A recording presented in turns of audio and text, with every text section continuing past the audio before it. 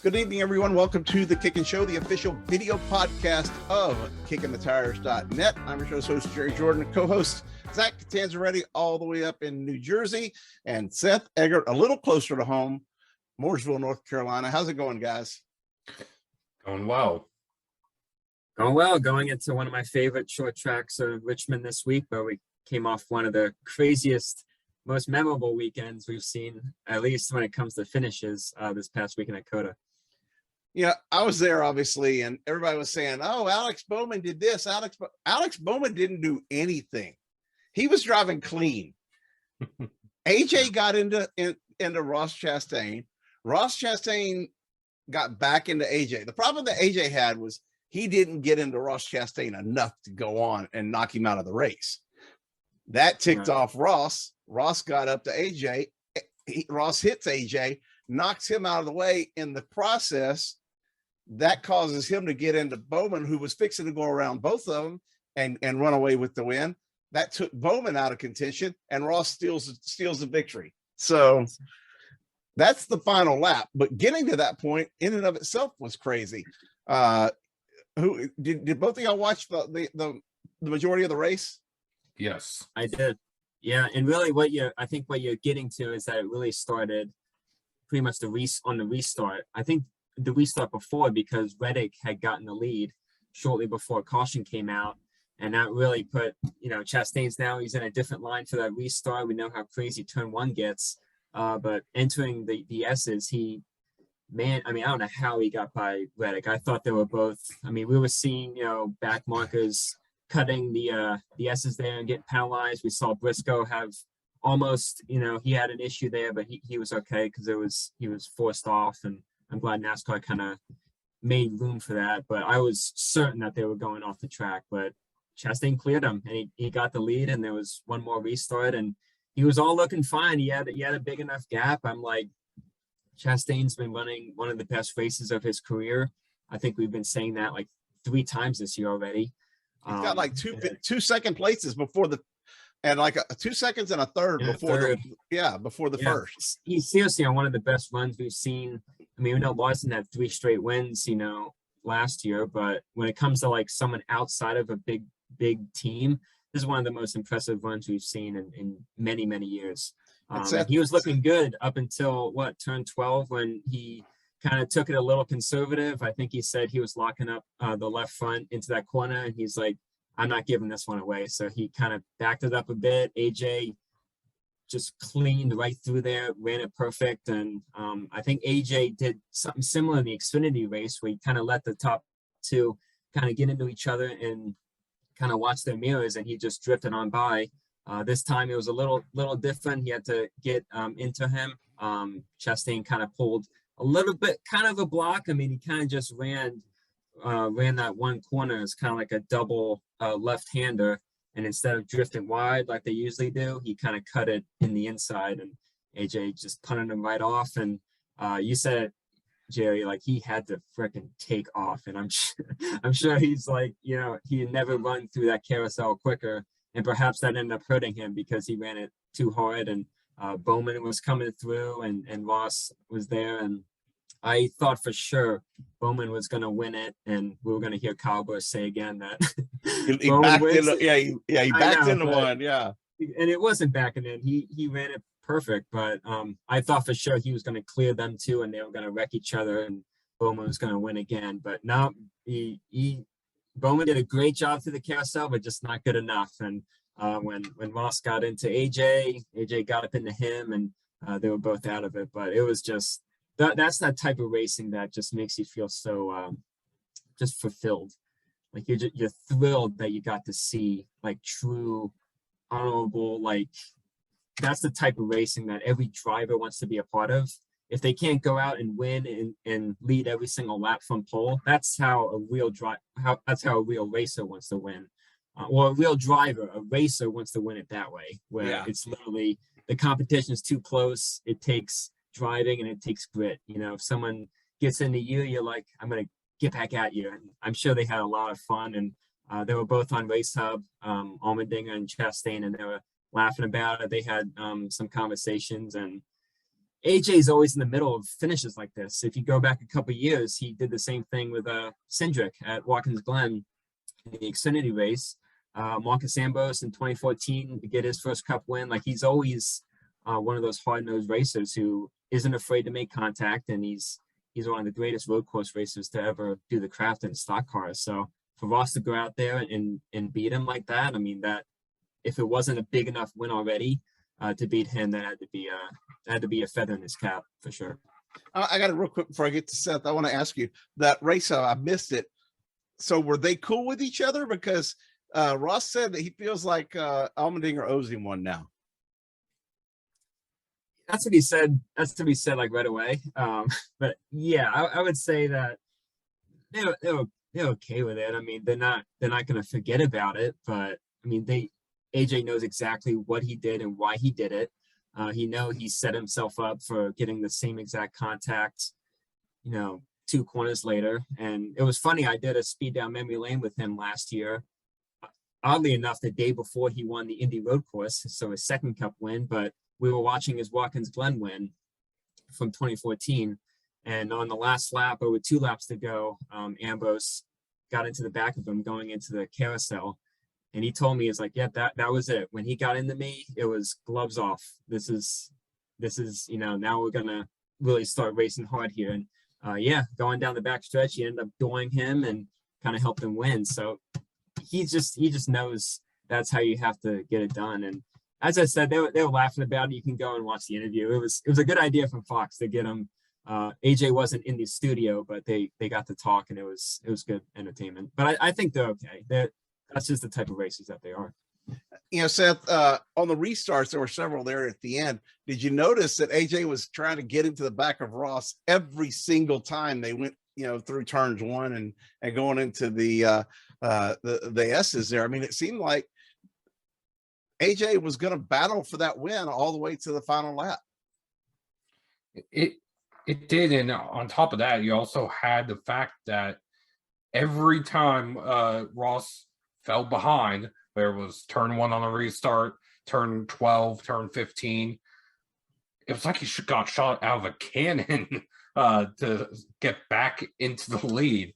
I mean, the drive off that he had, I'm not sure I've seen that in at least a Gen-7 car recently, but I'm not sure I've seen that in general in several years. It was impressive. Just the way he was able to handle that situation definitely aided him, at least to be able to get back in the lead, so to speak. And the first 2 stages went caution free. So the last stage, yes, it seemed like a drag, but the race was only 3.5 hours long. Yeah, I mean, I was there as we discussed, and 64 laps total.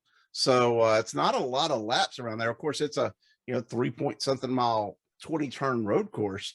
So it's a huge track. It takes, if you're driving like in a van around the perimeter for the photographers do, it takes about 30 minutes to get around the track, just cruising at roughly 5 to 10 miles an hour, just because it's it's so huge. But it's one of the, I think, I'm not trying to say I'm biased, because I'm from Texas and it's a Texas track. It's actually the closest track in NASCAR to my house, but I think it's a beautiful track. I think it races well too. I mean, and I think the cars raced really well on it as well. These cars seem to really have something when it comes to road course racing. We saw a lot of agility and quick turning and saving the cars from spin. Obviously, we saw a lot of people spin out. We also saw a lot of people save their cars. So and a lot of the spins, sorry to interrupt, but a lot of the spins were due to contact. Usually, like we saw a few in practice, which is obvious because they're testing the limits as always, but a lot of them were due to contact. And Yeah, we didn't get like a true sense, I guess, last year, of course, because of all the rain, to see what the track was really like. I still really enjoyed it last year up until the monsoon hit and it was just, all chaos. But I was really, really impressed by this I'll track this year across all the series. I'll still go back to last year and say this. It looked a lot worse on TV, and drivers are good actors, than it really was on the track. Now, I wasn't behind the wheel of a car, but it's fair to say that some drivers are drama queens when it comes to everything not being perfect, or, especially, it's amazing how some drivers, if they're running in the, first or second position, oh, everything's great. But if they're running, back in 10th or 12th or worse, it's worse. Everything's horrible. And, the only person that will tell you the truth is Kyle Busch. Okay. Cause if he's running junk, it's killed. yeah. If Kyle Busch will tell you the truth. If he don't like it, he don't like it. He'll still drive it, as he'll still use it and win with it, but he'll just get out of the car and say, yeah, I don't like it. So all the other guys, it's relative on where they finish. Speaking of Kyle Busch and where he finished, he got spun not once, but twice on the final lap.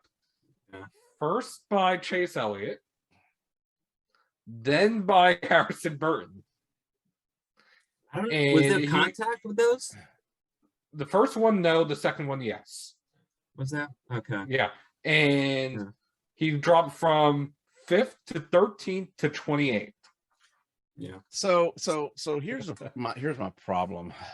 I picked the Busch brothers as two of my picks for the betting this week. One got caught up in a wreck, the other got spun on the final lap. I'm like, man, come on. The guys who are supposed to win these races this year are not winning these races. I'll get to that in a few minutes because we've got some penalties coming out of COTA. We had some penalties going into COTA from Brad Keselowski the week before, and now we got some penalties coming out of COTA with the 23XI team, with Bubba Wallace and his crew.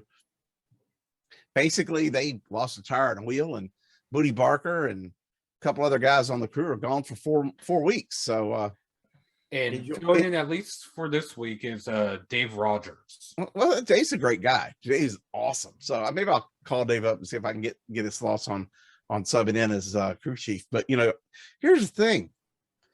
I'm glad they're just suspending them right now and not hitting them with that, what was it, $1 gazillion fine? You remember that when it happened, when they first implemented this, and it was at Dover, and Keselowski said, if you do this, I'm going to have to shut my truck team down. He did shut his truck team down. But he never got penalized for it, though. So it wasn't something his team ever got. He probably knew what was coming. Yeah. But the other thing is, you've got Brad, speaking of, dealing with a massive penalty, 100 point. I guess he's in the positive, but going into the race, I think he was only 5 points to the good or something, because he lost 100 points. 22. Okay. He went from 122 to 22. Yeah. Of which 19 he earned through dual one and stage one at the Daytona 500. Wow. And he has -10 playoff points. -10 playoff points. Yeah. Well, negative not. Yeah, -10. Yeah, -10. Well, you know what? If he just wins a few races, and if he makes it in the playoffs, and then he wins, he would have to win 10 stages or 2 races to get back to a net 0. Doesn't matter. All he's got to do is win the race. Okay. He needs to win a race and qualify for the playoffs. Okay. Think about this. Then he wins a playoff race. He advances automatically. Okay. Because a win gets you advanced no matter what. So he wins. Well, he advances. That's 16 winners. Or 15 plus the regular season champion. But I'm saying, if you win in the playoffs, you automatically go to the next round, right? Oh yeah. So all he's got to do is get high enough in points where he can get a win and lock himself into the playoffs, win a playoff race in every round. So go from round 1 to round 2, win one in round 2, go to round 3, win round 3, and then he's at Homestead, or not Homestead, but at Phoenix. It doesn't matter what he does; they all reset the points. He can be negative, okay, and if he makes it to Phoenix, as long as he comes in ahead, not even have to win, he can still win a championship by just finishing ahead of everybody else. Jerry, you made it sound so simple. Yeah. That's all you have to do. That's all you got to do. The only part of that's going to be difficult is qualifying for the playoffs. And winning every round, once in every round. Yeah. Remember, Well, Brad Keselowski's Brad Keselowski's the one that said the second round of the playoffs is the hardest. So, well, here's the thing. It's the qualifying part that, especially this year, is going to be the most difficult because the rate we're going, we already have 6 different winners in 6 races, and a lot of the heavy hitters have not won yet. And they may not, though. What's going to happen when Kevin Harvick, doesn't make the playoffs because he doesn't have a win? Or so far Chase Elliott doesn't have a win. So Chase Elliott's leading the points. Okay, but what if we have 16 different winners? The regular season champion gets in plus 15 winners. So how do you decide? That's going to that. No, I know, but as a fan, they would lose their minds. Okay. Yeah. If Chase doesn't make the playoffs, but then there's the other faction that says if Chase does make the playoffs, now I think he's going to go get a win, so it's going to be irrelevant. But if he hasn't gotten a win and he makes the playoffs when there's 16 other drivers that got a win, wow, that could. But the thing is that this was said last year too, when we were nearing that 16 winner mark, and Denny Hamlin was winless at the time. So it's not a Chase Elliott rule. This is literally a rule that's been in place for at least the past 3 years. It just hasn't had to be used yet. Well, Chase Elliott he'll get a win. I mean, come on. It's Chase Elliott. Every year tends to be this way. I feel like we don't get like one guy who wins 3 of the first 6. I think Larson did that last year, but I remember like 2014, I think there were like 9 in a row. Well, Larson, and it usually ends up kind of evening out once we get to the summer. And Larson he got on that run after Vegas, if you remember. He got 10 he got 10 wins last year, but it didn't start until Vegas. So we were several races in before that actually started. And somebody predicted that he'd get 10 wins last year and probably win the championship. I don't know who that was. Have you looked in the mirror lately? Hi. But just some other stuff, though, that ties in with all of this, though. We are talking about different winners. We've had 3 first-time winners this year already. The most first-time winners in the modern era of NASCAR in a single season is 5, and that's happened 3 times. 2001, 2021, and I believe 2019. 2011. Or 2011, sorry. 2011, yeah. With Trevor Bayne. Yeah, 2011. Sorry about that. Yeah, I think we can get that this year. We've got Suarez. We could beat that. Well, Tyler Reddick's due for a win. Suarez is due for a win. So there's your 5 right there. And then I wouldn't put it past on Super Speedway Corey LaJoie getting a win. On a Super Speedway. Yeah, he almost won Daytona last year. Yeah, that's a possibility. I'm trying to think. I'd have to look at the odds to see who I would go with on that. But there's some drivers that. In generally speaking, though, the season with the most new winners, you had to go back to 1950, where there were 10 first-time winners. Well, that really count. Well, in 1951 there were 8, but it was so early in the series, I was going to say, then there was 8 again in 1961. Yeah, but usually one of the toughest part of getting 16 winners is that every year there's usually that 1 or 2 guys who don't win, who's like, wow, I can't believe there's always someone who goes winless who kind of surprises us. Like last year, Harvick. Yeah, exactly. So we need that to not happen. We need everybody who's supposed to win, which rarely happens, actually win, plus a number of surprises. Like 2011 was one that we mentioned with the first time winners, but I believe there were 18 different winners that year. Like it was just a buck wild season. And just how it's starting out with this new car and everything, like we heard it over the off season, but we're actually seeing it. The more variety Parity. up front. Okay, Parity, so yeah. let's talk about these winners, because we mentioned Corey LaJoie, we mentioned Tyler Reddick, Daniel Suarez. Then you've got legitimate contenders, Harrison Burton. He would be a Well, he's in good equipment, so we'll He's see what in he the can do. Wood Brothers equipment. Yeah, I mean, Trevor Bayne won in a super speedway at Daytona 500. So I mean, anything's and Blaney possible. won at Pocono. And Blaney won at Pocono. That was many years ago, though. You seen his stats this year? He's off to a tough start. I know he's going to get better, but it's a lot of bad luck too. But does Briscoe have a Cup win? Briscoe, yeah, he won at Phoenix. Okay, that's right. Okay. I mean, those are really. I mean, you got Todd Gilliland. I don't think that's a possibility, but not unless it's a super speedway race. I mean, who would have thought Michael McDowell would have won a super speedway race, but he did. But that's the thing. You and never won in his first in the 500. So. You never know who could pull it off. So we could have a few more. I mean, I can go through that list and tell you who's not going to win. You know, who's not going to get their first win. But they're in crap equipment. The reason I say Harrison Burton is because that kid can drive, and from what I've been told by his dad, he's like a nutcase when it comes to studying tracks and learning, and it's all he wants to do.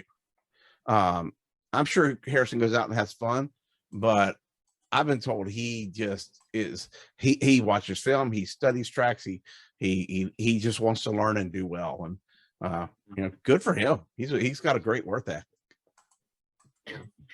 And just another, I'll throw this out there as another oddball stat, and it's not related to drivers, but more related to car owners. In this case, Justin Marks. He's the third NASCAR Cup Series car owner to have a win in both the Cup Series and in the World of Outlaws in the same year. That's interesting. World of Outlaws of all things. Only you would come up with that stat, Seth. Yeah, the other two, Raymond Beadle in the 1980s and Tony Stewart. Well, of course. It's Tony Stewart. But Tony's also got one in NHRA, World of Outlaws, Indy. But this one's a little more exclusive. The NHRA club has 5. This one only has 3. Yeah. So before you know it, Stuart Haas will have one in Formula One if things keep going as crazy as they. I mean, wow! I watched that race last weekend. But that would be Gene more than Tony, though. Yeah, it's Haas F1. It doesn't have Tony's name on it. So, but okay, let's see. I guess you've got some iRacing stuff. Well, before we leave COTA, Brad Perez is going to come on the show at some point. I talked to him before the race, and then after the race I couldn't find him. Gets out there, gets the top 20. That's amazing. I mean, he is a road course racer by trade, but I mean, for the equipment he was in, that is pretty amazing. I mean, that would be like, I don't know. He was pumped, and he was pumped to get into the race. And then I can only imagine how he felt after the race. Like I said, he's supposed to come on the show, so we'll find out firsthand probably next week. And I just loved his interview mid-race. It was during one of his pit stops. He's like, "Why are you talking to me? I'm in last." I'm in last. Yeah, that's what he said to the Fox crew, and they were like, "Well, no, you have one truck behind you." He's like, "Oh, yeah. Sweet." Just his personality is infectious. Yeah. So, and he ran a good race. I mean, you mentioned the equipment. I mean, I wasn't sure if he was even going to make it, but with those type of trucks and that type of field, it really comes down to experience that makes a lot of hay. Well, it came down in qualifying to the last 5 seconds. John Atwell was the last truck in. If he had qualified in Brad would have been bumped out. And someone went faster than John Atwell, bumping him and putting Brad Perez in because Brad's truck had provisionals while Atwell's didn't. Yeah, and in a race that had a lot of contact, a lot of accidents, he wasn't involved in any of them that I know of, and Right, yeah. kept his truck clean. The TV did mention him, but usually the rule is on your debut, you don't want anybody talking about you because usually it's for bad reasons. But as you said, he's such an infectious person that they were doing some. They were mentioning him pre-race, and they interviewed him in the middle of the race, and he just stayed out of trouble. Raced everyone clean in the back, and top 20 finish. That's tremendous. It's good for him. And go ahead, Seth. You know what else the truck race didn't have? It didn't have anyone getting a shortcutting penalty. I've had quite a few in the back, at least. Not in the trucks. That's funny. In figured there would be. Xfinity and Cup, you did, but in trucks, you didn't. Yeah, I found out one more thing. Justin Marks is a road course ringer. Yeah. Okay. He's team owner, but he says the ship has sailed. He does not want, as much as he wants to drive the car, he does not want to race the car. He said that's passed for him. He has to be the owner. He has to put the owner hat on, and that's what he's focused on. So don't expect to see Justin Marks behind the wheel competitively anytime soon, if ever. At least not a Cup car. He did race as a co-driver with Suarez last year in the Trans Am portion of the weekend at the Grand Prix of Nashville. Right, but I'm talking about in the Cup Series because he's never driven this car. If Trackhouse could very easily go out there and put a car out there for him, at a road course and just run and try to qualify in. He would qualify in. I mean, think about it, Yeah. But I asked him that question this past weekend. Seth, let's talk some iRacing, and then I'm going to talk some betting, and we'll move on to getting dirty and do our Richmond picks. Well, the NASCAR Coca-Cola iRacing series was at Richmond last night. Taylor Hurst of Team Dillon Management got his first career pole in his 99th start. So kudos to that. That sounds like some numbers that Michael Waltrip put up one time or something. Yeah. It was an attrition-filled race, the recap of which will be up tomorrow. Michael Conti of Junior Motorsports got his second win this year, the 13th of his career. Saw that. Yeah. Honestly, he and Nick Ottinger, who is a aligned driver, how I'll call it, a back-end teammate, the two of them just dominated the race once they got out front. Otherwise, it was going to be Taylor Hurst and his Team Dillon teammate, Corey Vincent. They dominated the first half of the race until pit stops. It was a wreck fest. I'm sorry, guys, but to the Coke drivers, but it was a wreck fest. Every now and then that happens. I do also want to shout out to Donovan Strauss. He was running a tribute paint scheme. He recently lost his aunt. He finished 15th and was the rookie of the race. Good for him. So good for him. And Vicente Salas, who also runs in the Coke Series, made his pro late model debut in the Cars Tour at Hickory Speedway this past weekend, finishing 4th in his first ever late model race in real life. Wow. What happened in the For the Fans race? We were racing, they were racing there at Coda, and we were sponsored it. So yeah, from what I'm understanding, the iRacing road course setup for the Gen-7 car is fairly slower than the real life car by about 6 seconds. That's a significant amount of slowness. Yeah. But Blake Reynolds, who is also a Coke Series driver, he drives for Jim Beaver Esports, if I remember correctly. He won the race that we sponsored. He's the first driver this season to have multiple wins in the For the Fans Racing League. So he will be going on and in their playoffs. and I have to read this quote because they I don't know if there's a little bit of controversy or not, but FTF Racing also tweeted, "It's called a motor race. We went car racing." For the race fans who may not be familiar with that, that is the radio transmission that former F1 race director Michael Massey sent to Mercedes during the controversy at Abu Dhabi last year. Oh yeah, and now he doesn't work there anymore. Yep. Yep. I do want to. I don't know what happened, but there's that. I do want to say. Someone says when they get screwed over. They screw someone over. They say that. There is another race going on. The Elite Racing League has a race going on right about now. Yes. And that is with Chad Frankenfield in the Kicking the Tires number 15 Mustang tonight. So good luck to him, and we'll have to see how he does. He's very good about updating his results running that Kicking the Tires paint scheme. Yeah, and tomorrow night I'll be running in the NASCAR Road to Pro iRacing qualifying series, which is at Richmond.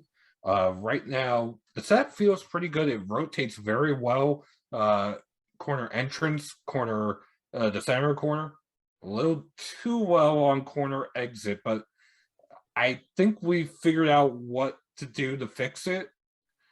Only problem is we'll probably have to start the race with a too loose setup and make an adjustment the first pit stop.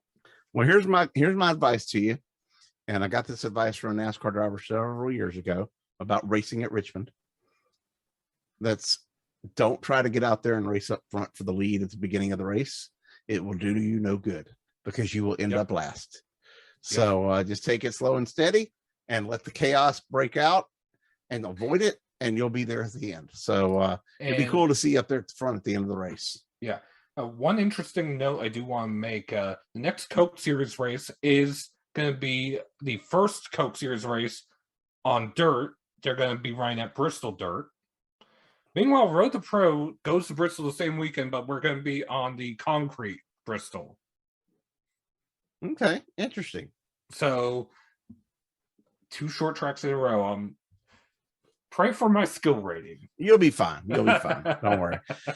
Let's talk a little bit about betting.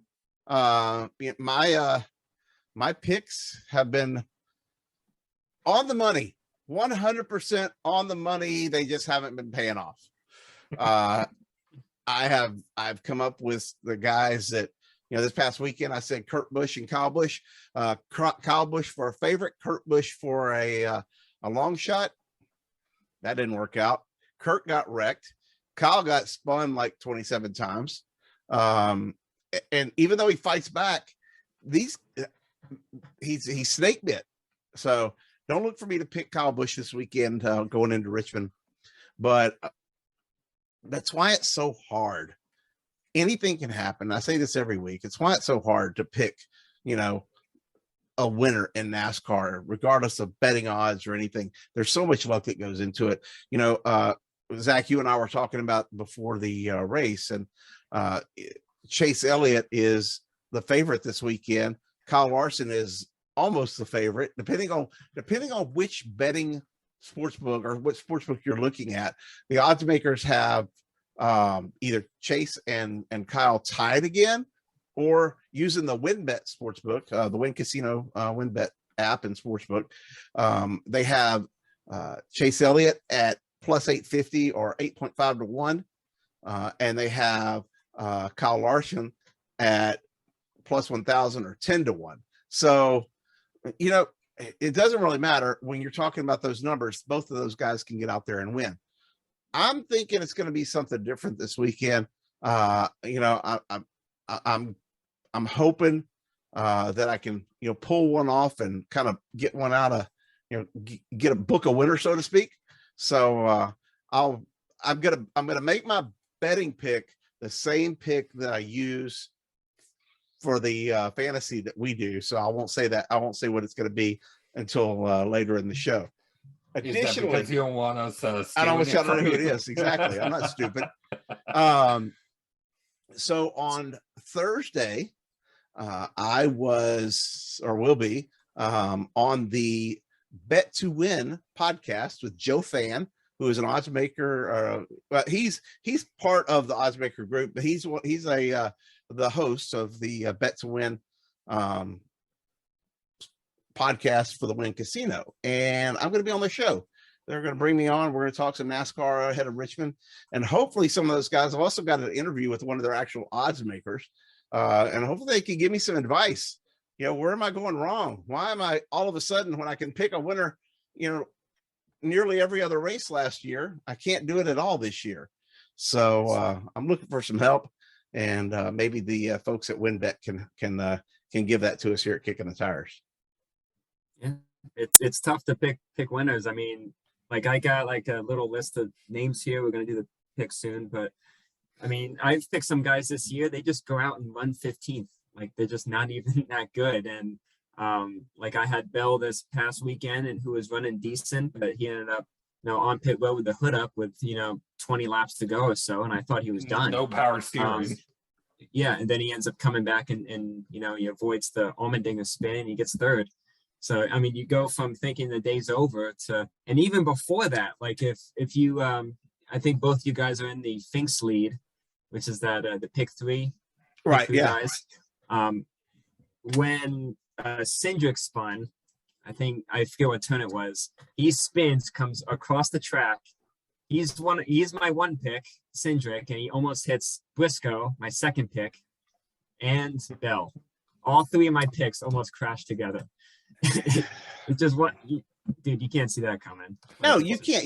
That's what's this car and NASCAR as a whole make betting and picking winners.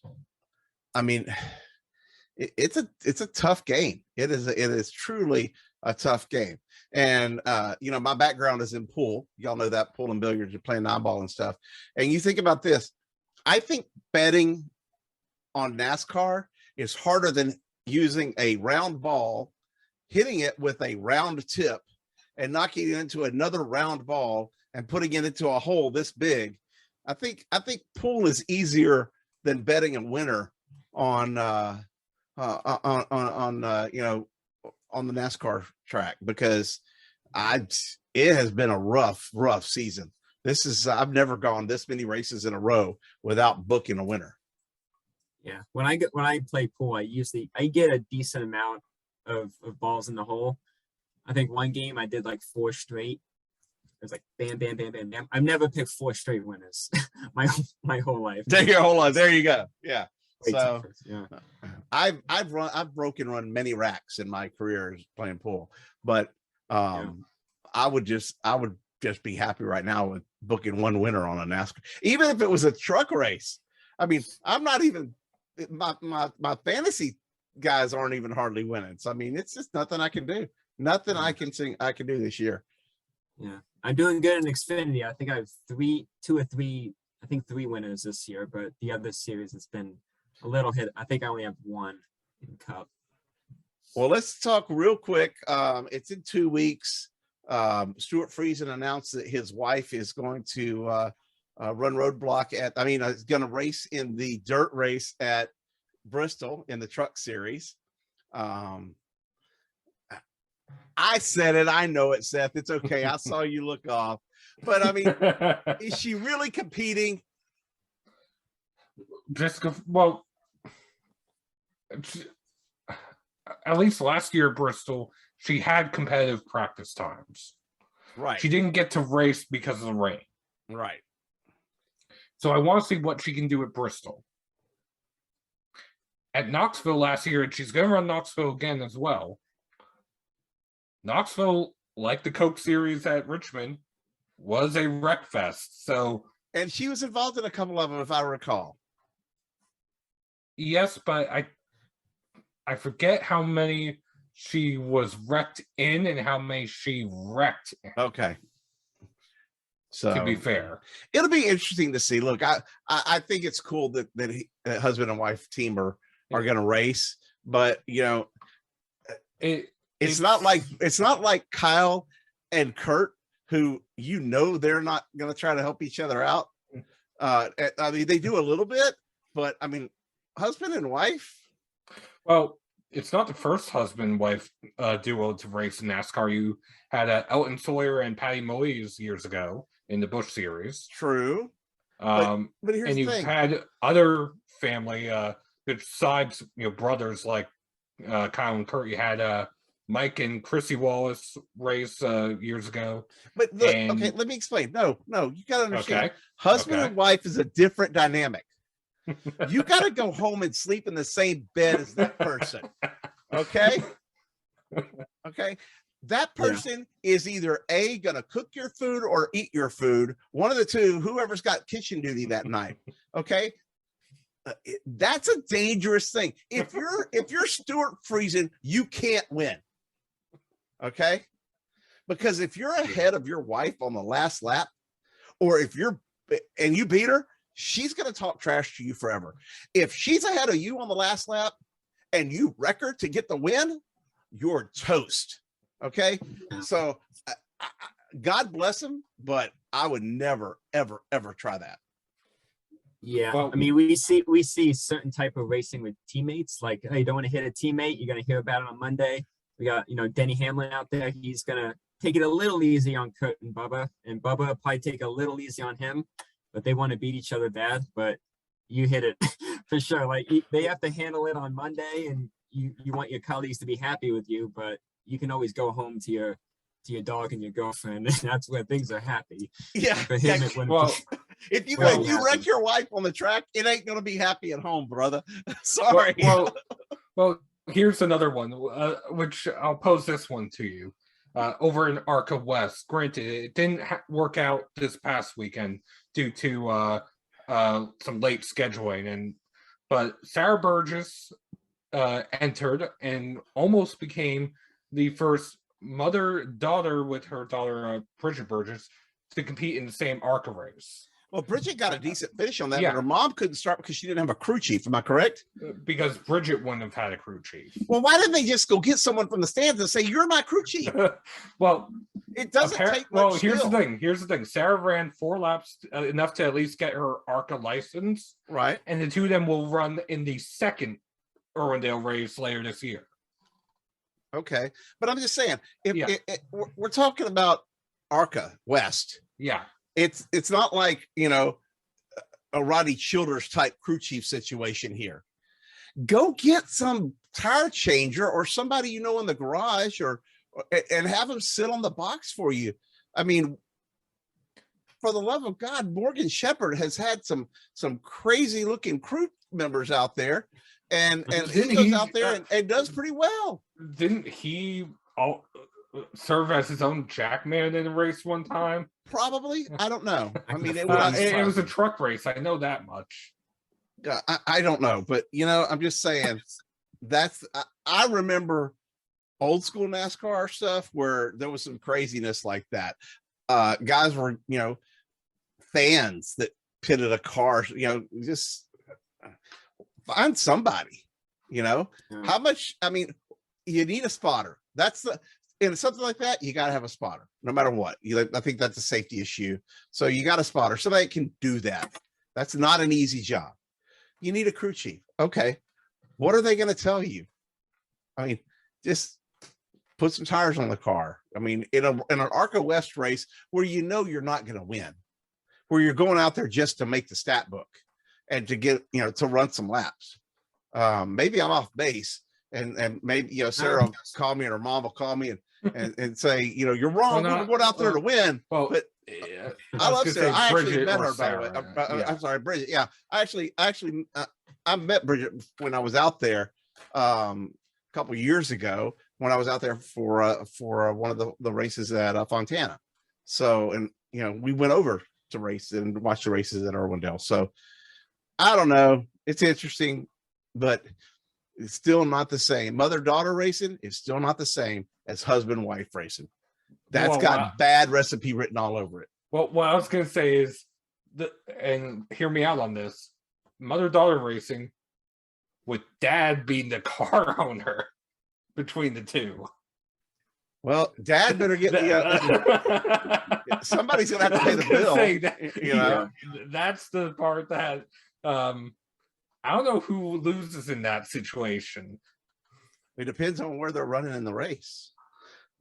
You know, I mean, Bridget, I thought did okay in the race, Yeah. right? Yeah, she Yeah, got a decent finish. Yeah, she had a decent finish. She unfortunately the cautions didn't fall her way, and she finished, I think, 2 laps down because of the first like 50 or 60 laps went caution free. Right. So, but last year at Irwindale, she ran top 7 all race. Well, so it was just a matter of timing. I'm gonna switch this over to Richmond to the next upcoming short track this weekend where you're gonna be. But Stuart, rethink this, okay? I'm just telling you, maybe he's already making it better. Maybe I'm sure she wants to do the race, and he's like, "Hey, your team has a second truck. Why can't I be in it, huh?" And he's like, "Okay, I'm not saying she's not qualified. Hey, no, I'm not saying that. I was gonna say, in the grand scheme of things, it would also help in owner points to build up to 62 owner points for Talbotine. Yeah. Well, yeah, but here's the other thing. If she goes out and beats you, you're Stuart Friesen, okay? And she beats you, how do you look at yourself in the mirror the next day? See, this is the only reason why I want to go to Bristol Dirt Race, and I'm not going to be there because I want to ask that question. I hope they put Stuart I'll be there, Friesen, but I'm not asking that question. I'm going to ask it. And I hope they put Stuart on the teleconference leading into the week. If they put Stuart on the teleconference, put both of them. I'll ask that question. I have no problem asking that question, and we'll run there. We'll get the video and we'll run it on the show that week. So there you go. I'm going to call NASCAR and ask if we can have Stuart on the teleconference. So on to Richmond picks. Who's picking first? For both Xfinity and Cup, I am picking first. Woohoo! So that means you suck, right? So for Xfinity, I am picking Noah Gragson. Wait, but tell us the points before you pick, because I want everybody to know where everybody's ranked. In fairness. Okay. Well, let's go over trucks first, since the trucks did race. Matt is leading with 132 points and 2 wins. Then Zach is second with 121. Sarah's third with 116. Jerry, you're fourth with 109. I'm fifth with 102. Christian has an even 100. Then we have Summer with 87 points and 1 win. Followed by the Schulers, Rachel beating Justin by 5 points. I do want to say this. Summer picked Zane Smith and won stage 1, stage 2, and the race this past weekend at Circuit of the Americas. That was amazing. So, yeah. Then for Xfinity, Zach is leading with 238 points and 2 wins, followed by Christian with 222, Jerry with 203, myself with 201, then Justin with 178, Rachel with 164, Matt with 163, Sarah with 152 and 1 win, and Summer with 146. Okay. Now for Cup. Zach is leading with 210 points and 1 win. Ooh. Followed by Matt with 188 and 1 win. Followed by Justin with 176 and 1 win. Then Jerry, you have 175. No wins. I have 171. Sarah has 139. Summer has 118. Christian has 110. And Rachel has 58. Yeah, Rachel cannot pick Cup winner. They wreck out on the first lap. In order, these are the points that Rachel's earned this year. 1, 24, 1, 2, 9, 21. There you go. 1, 1, 2. Oh my god. Okay. Yeah. So I'm picking Gregson for Xfinity. And who are you picking for Cup? Reddick. Reddick. So Jerry, you were actually next to pick for both. I am next to pick for both. Well, my Xfinity pick is going to be Dale Earnhardt Jr. Is he running this one? I thought he was running this week. No. No, that's last year. Never mind. Yeah, he's Yeah, running last year. I think he's running Martinsville. Yeah, Martinsville. That's Yeah. he changed it. He always runs. That's why he always runs Richmond. But yeah, okay. He runs like Darlington. You're a week early. We'll pencil you. We'll 2 weeks, pencil yeah. you in for next week. I'm a week early. Darn it! Put me down for Dale Jr. next week. I wasn't thinking. I'm going to go with the guy who won this past weekend. I don't think he likes this track, but we'll try it. Well, I'll have to message Rachel to have her change her Xfinity pick. Oh no! Yeah. Well, then my cup pick. So you pick Allmendinger for Xfinity. Yeah, I picked Allmendinger for Xfinity. I'm trying to decide if I want. I know who I want to pick, and I know who I think I should pick. Okay, who do you want to pick, and who do you think you should pick? I want to pick Christopher Bell. Okay. Because he loves this track. It's one of his best tracks. He loves it. But I think and remember, I have to bet this. I have to bet this one. So the other one is Ryan Blaney, and he's at 12-1. So why are you laughing? Because I'm picking up. I guess I'm picking somebody else's as well. No, I messaged Rachel. I messaged Rachel. Blame Jerry. Need a new Xfinity pick. Her only reply: Mother Trucker. Mother Trucker. So Christopher Bell is a 14-1, and Ryan Blaney is a 12-1. I'm going to go with Ryan Blaney,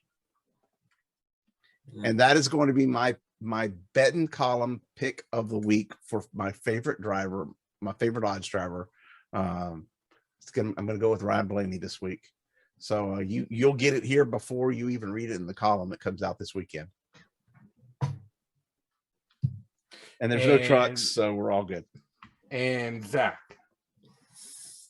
So across the 3 series, I am first, and second. Yeah, that kind of sucks. I don't know how you did that.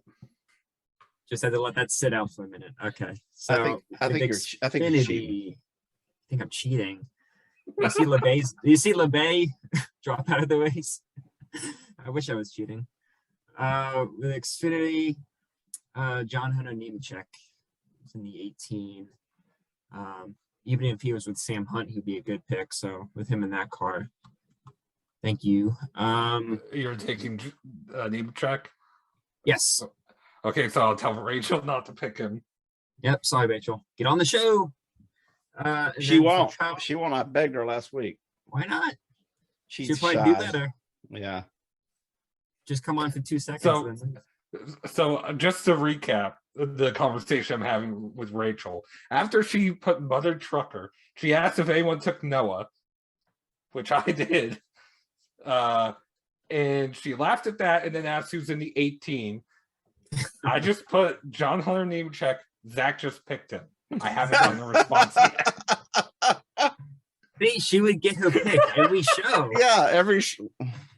I mean, I'm at least trying. Yeah.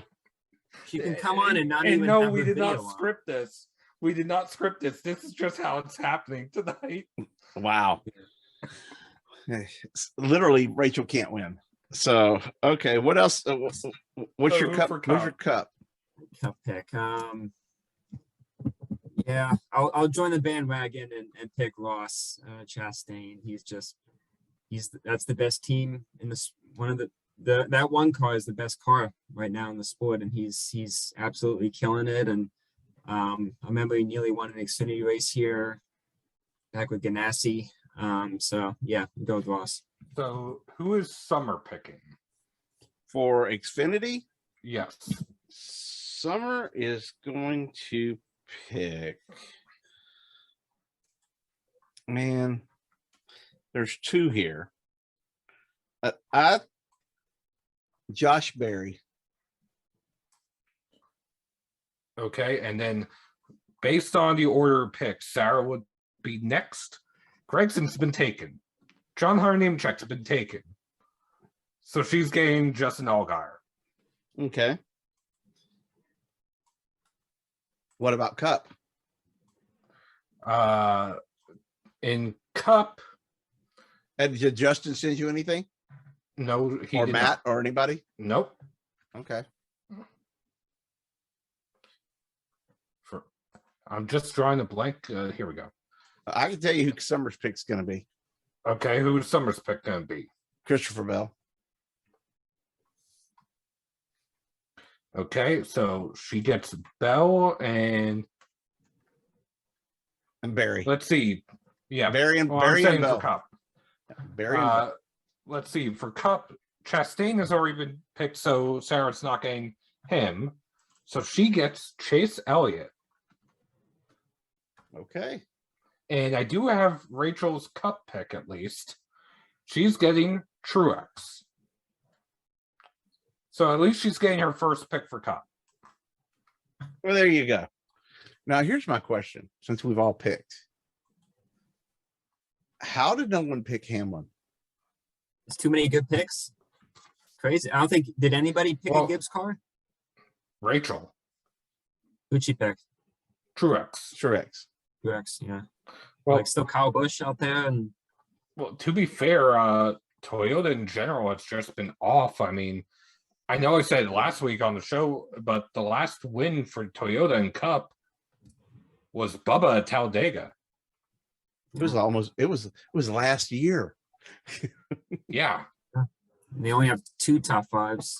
So, I mean, this year. granted, Kyle Busch almost won the Clash. But Yeah. aside from that, They were Kyle gonna Busch- win Vegas. Kyle Busch has almost won several races this year. The problem is he Yeah. gets caught up in mess. So, that's where my problem comes when I'm picking the winners for the sports betting, is because he keeps getting, this, when I do pick him, he gets caught up, or when I pick someone else, they get caught up. So, I mean, there's really nothing you can do. It's just bad luck this year with drivers who run well, but So can't close a deal. So I now have Rachel's fourth option for Xfinity. She is getting Daniel Hemrick. It's a good pick. So I that don't ought know. to that ought to do it. That ought to do it for us, right? We're wrapping it up. Yep. Zach, congratulations on rolling out the CNN Plus stuff. That was awesome. Very proud of you there. And Thank you. Seth, you've got 3 races in a row coming up. I'm taking a few weeks off. I'll be working from the house and doing some things. We will be covering some NHRA coming up later in April. I'll be up at the All-Star race at Texas Motor Speedway in May. But it doesn't look like I'm going to be on the road. There's a slight possibility I could show up at Richmond at the last minute this weekend, but it doesn't look like I'll be on the road at all until probably June at this point. So we'll be coordinating and making everything happen. If you guys can go cover some races, get y'all out to the track. That's cool. And Zach's got some stuff coming up. I know that you're not going to be at the Indy 500 this year, but let me know what races you want to be at. I've got you. I think I've got you down for something coming up, don't I? I think he's doing Martinsville. With me. You're at Martinsville because I'm caught up on credentials up until Dover, so we should be okay there. And man, special thanks to our sponsors.